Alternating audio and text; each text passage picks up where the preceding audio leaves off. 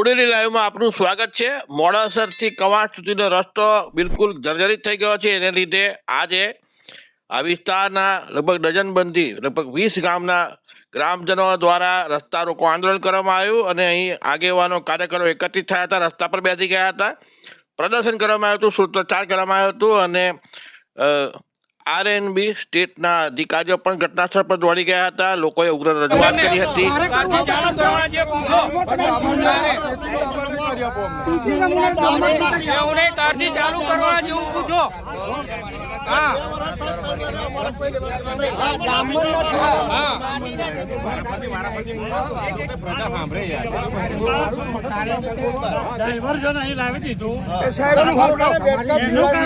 કરવી જોઈએ। ડામર એ લોકોએ તમે લોકોએ ડામરનું કામ જે કર્યું ને ચાલુ વરસાદની અંદર અહીં આગળ થતું હતું, તો અત્યારે વરસાદ નહીં તો અત્યારે કરો ને તમે, બરોબર છે? આ તે તમે મટીરિયલ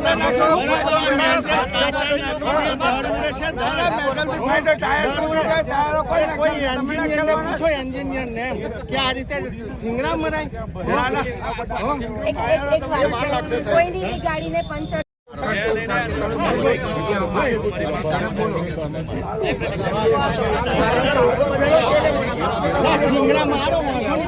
હવે અમારી જ્યાંથી ભારત બ્રિજ તૂટ્યો ત્યારથી વહીવટી તંત્રએ આ 56 તરીકે ગામડાના રોડનો ઉપયોગ કરે છે। ત્યારથી આ રોડ કચ્ચર ઘાણ થઈ ગયો છે। ભારે વાહનો જવાથી મધ્યપ્રદેશને જોડતો રોડ હોવાથી મુખ્ય ગુજરાતને જોડતો કલેક્ટર મેડમશ્રીનું હુકમનામાથી આ રોડનો ઉપયોગ થાય છે। ભારે વાહનો જવાથી રોડ કચ્ચર ઘાણ થઈ ગયો છે, એક્સિડન્ટો થાય છે, એન પર ધ્યાન અપાતું નથી અને મેન્ટેન કરે છે તો છૂટા કપચા નાખી અને ઉપર માટી નાખવામાં આવે છે। જ્યારે વીઆઈપી રોડો એરપોર્ટને જોડતા રોડો પર તરત જ આટલો ખાડો પડે તો તરત રિપેરી થાય છે। આપણા ગામડાના પબ્લિકનું ધ્યાન લેવાતું નથી અને એને આપણે આવાજ બુલંદ કરવો પડશે તો તમારી વાતને સાંભળવામાં આવશે, નહીં તો તમારી વાતને હવે સાહેબને નમ્ર વિનંતી હતી, સાહેબ એમનો જવાબ આપે છે, સાંભળો આપણે ધ્યાનથી।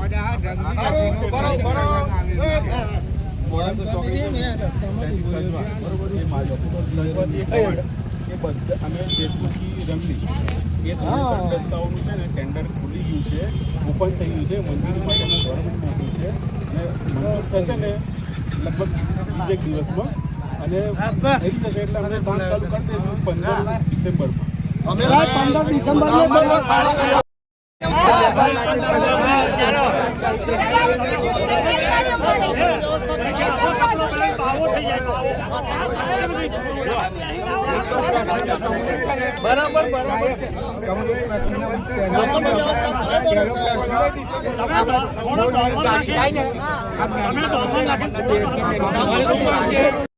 અત્યારે આજે પબ્લિક જે ભેગી થયેલી છે, રાસ્તા રોકો આંદોલન નથી, રસ્તો ક્યારે બંધ ના કરાય, પણ અમારી માંગ છે કે અહીંની પ્રજાને જે અત્યારે જે તકલીફો પડી રહી છે એ તો જેને તકલીફ પડે એને ખબર પડે।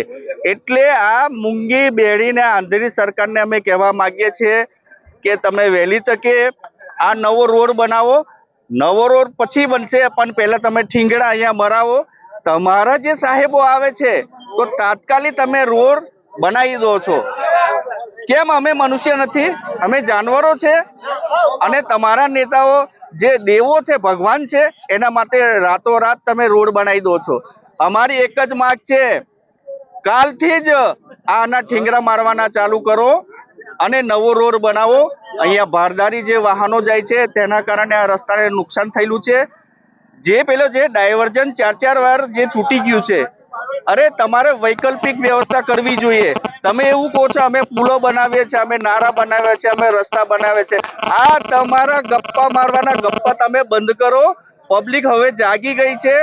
જો આ જાગૃત પ્રજા જ્યારે આંદોલન પર ઉતરી જશે ને ત્યારે તમને ખબર પડી જશે। અત્યારે તમે જે રેલીઓ કરો છો અને વિવિધ પ્રકારના જે તાઇફા કરો છો એ તાઇફા બંધ કરીને પ્રજાની જે પ્રોબ્લેમ છે એ પ્રોબ્લેમ તમે દૂર કરો। સંખેડા વિધાનસભા આમ આદમી પાર્ટીના એડવોકેટ રંજનભાઈ તડવી। અમારે એ કહેવું છે કે આજે 3 વર્ષથી છોટાઉદેપુરનો રસ્તો બંધ કરવાથી હાઈવે બધું ડાયવર્ઝન આ રોડ પર વાયરી દીધું છે કવાંટવાળા, બરાબર છે? એને માટે આ રોડ તૂટી ગયો છે તો તમારે એટલું એને મેન્ટેનન્સ તો કરવું જોઈએ। દર 6 મહિને 4 મહિને વરસાદ જેવા છે, કેટલા ખાડા, ને આ ખાડાની અંદર 3 થી 4 માણસના પગ ભાગી ગયા છે પડી જવાથી. મરી ગયો એક્સિડન્ટમાં. અંદર પડ્યો, પાછળ બેલે એક્સિડન્ટ થયા, પગ ભાગી ગયા. હવે તમારે તે કઈ ફરિયાદ કરવા આવે? આ કન્ડિશન છે. એટલે તાત્કાલિક ખાડા પૂરી ઉપર ડોમર વ્યવસ્થિત કરો એવું અમારું ખાસ કહેવું છે. હોય છે મેટલ એકલા હોય જેથી કરીને આપણે પંચર પડે એટલે ગાડી ગમે તેમાં ફસી જાય ને ગાડી ફરી ગયા પછીથી એક્સિડન્ટ થાય ને પાછળનો બધો વાહન વ્યવહાર બંધ થઈ જાય ને બીજા લોકોને પંચર પડે. ટાયરો નાના સાધનોને ટાયરને પંચર પડે એટલે નાના ટાયર પંચરવાળા લોકો કહી જાય ને એમને ટાયર ખરાબ હોય ને પછીથી એમને પાછું જવું કહે એમને એટલે ભૂખે મરે, તરસે મરે ને આંખો બગડે ધૂળ ઉડવાથી આંખો બગડે એટલે આખો સેહત બગડી જાય છે એમને ને પછી રોડ આખા બગડી જાય છે. એક્સિડન્ટો વધારે વધે છે અહીં, ટોટલી એક્સિડન્ટો થાય છે અહીં. એટલે તાત્કાલિક રિપેર કરવા અમારી માગણી છે. ભાઈ પટેલ, મગનપુરા. હવે અત્યાર સુધી આ રસ્તા ખાડા પુરાયા નથી. હમણાં આશ્વાસન આપવામાં આવ્યું છે કે 3 દિવસમાં ખાડા પૂરશો અને ડામર નાખશો. પણ નીતિન ગડકરી સાહેબ તો અહીંયા આગળ અમેરિકા જેવા રસ્તા બનાવવાનું કહેતા હતા. તો અહીં કોઈ આવીને જોવે તો ખબર પડે ને અહીંયા આગળ ખાડામાં કેટલા માણસોના પગ ભાગ્યા, કેટલા જણના મરણ થયા છે. અને અધિકારીઓ કોઈ જોવા આવતા નથી, અધિકારીઓ કોઈ જવાબ આપતા નથી. સંસદ સભ્ય ને ધારાસભ્ય પણ જોતા નથી. એવા એ અધ્ધર જાય છે. એમને ગાડીઓમાં જવાનું, નાના માણસોનું શું થાય?